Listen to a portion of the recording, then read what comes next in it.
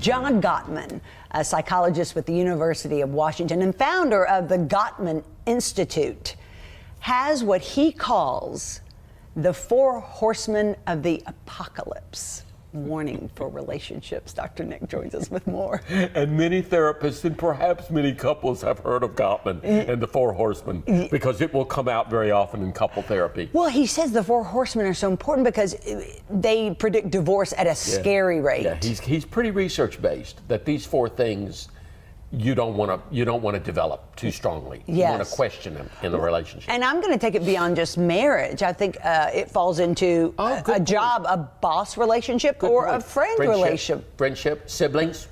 Oh, siblings. Yeah. I know they're ready to hear the full. Contempt. That's his first one. Contempt.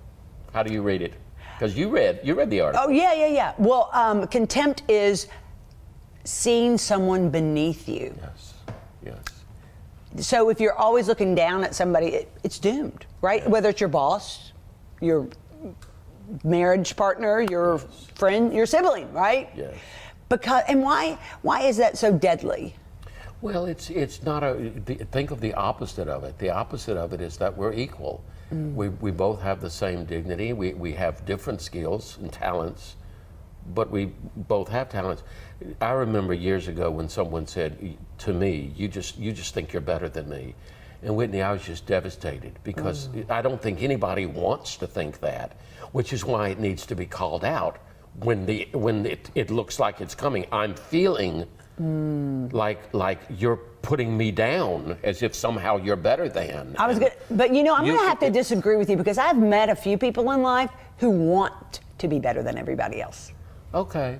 But I didn't realize that's a fair statement. It's not the majority, and they're rare, and we kind of. That's a fair statement, and I would still say that those are the people that either you don't want to hang with, if possible, or you want to call it out and say, what makes you think that you're better, or what's the insecurity that would make you feel like you need to be better than.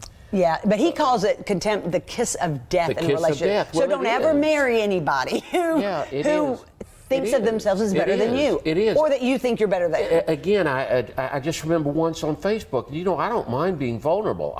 Someone said, I want to converse with you on Facebook, but you use these big words and you think you're smarter than me. Oh. And I immediately wrote back and I said, thank you. I don't like big words. I don't think I'm that smart. That's why I say, while I agree with you that some people want to be, there are those of us that don't want to be. No, right. And we want to be called out, or anybody. Sure. Well, she thinks this, and it's like, no, it's not. Anyway, that's not accurate. You're right. That's one of them, and it is the kiss of death. Another of the horsemen is criticism.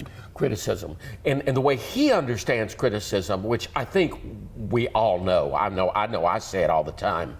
Make the distinction between the behavior and the character, the specific incident, and one's whole personhood. So that, for instance, if someone's room is messy, it doesn't mean that they're necessarily a slob. If someone tells a lie, it doesn't mean that they're pathological. Absolutely. And so when we call out something, it's the behavior. Okay. You cannot continue to come in after curfew. Right. I'm not saying that you're irresponsible. I'm just saying, Yes, that's a great example. Be in by curfew. Yes. That's all I'm talking about. And in any relationship, if all that other person does to you is criticize you, run for the hills. Yeah, or undependable, irresponsible. You can hear all of the generalizations. It's like, wait, that's the way you see me? Right. And again, it goes both ways because we may see each other with that kind of criticism. Criticism can beget criticism, Whitney. Oh, that's so true. As we know of anything can be influential. And the third one was defensiveness. Explain it in this context. I call you and you don't answer and you text back and you say, why are you bothering me? You know it's Friday. Oops, that's happened. Okay. And instead of me stepping back, I get all defensive. Oh. And I get almost infuriated, like, what? Why is she doing? What is the matter? Why? And then I might start personalizing. She's dumping me. What's more important? Sure. Yeah, no, that's funny. I think it's an example. It may not be the best, but it's that note. And remember, the reason why I say it's important for couples is because if you say something to Robert, or Robert says something to you, instead of getting defensive, ask for clarification.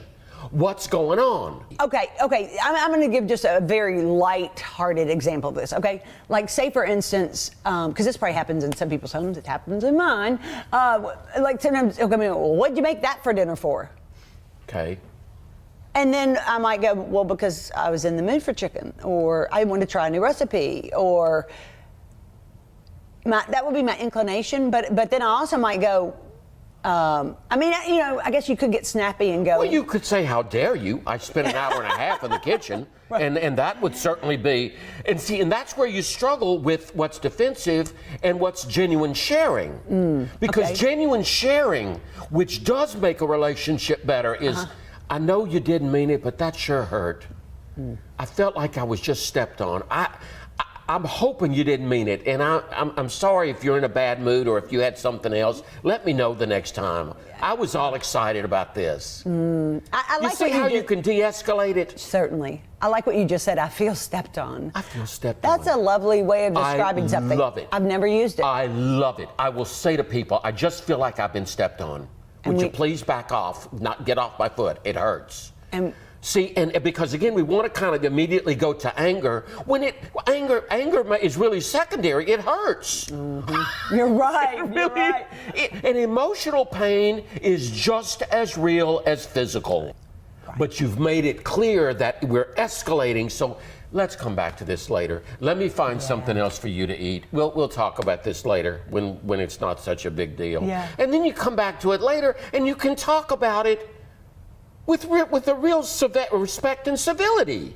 I heard something the other day. A friend of mine called and said that she was infuriated with her husband and hadn't talked to him for 3 days. And I thought, how do you not talk to somebody that you live in the same household for 3 days? But was that excessive?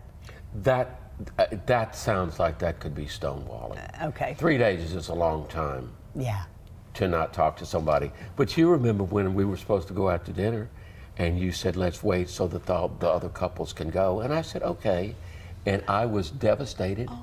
Really, but it was a week later when I was much better that I said, that really hurt me. And remember your response? Your response was, oh my God, Nikki, that wasn't my intent at all. That's right. And I love to be with you. I just thought that it would be better for us all to get together. Well, because you love the couple as much as I do. Right. I didn't want you to take us out for 2 Whitney birthday dinners.